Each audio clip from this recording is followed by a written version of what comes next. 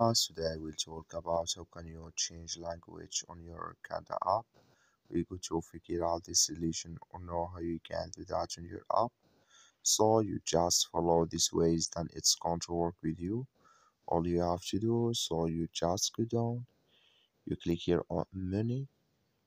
So then it's going to take you to next step here. It's going to show for you like this. Then all you have to do now, you just go here above this sign, you click on it, then it's going to take you to this list. It's going to show for you like this here. You click on language, then here you will find all these languages here. Can you select it in this list? So that's all you have to do to select your language here. I wish now you I get it. So that's all. Thank you for your watching.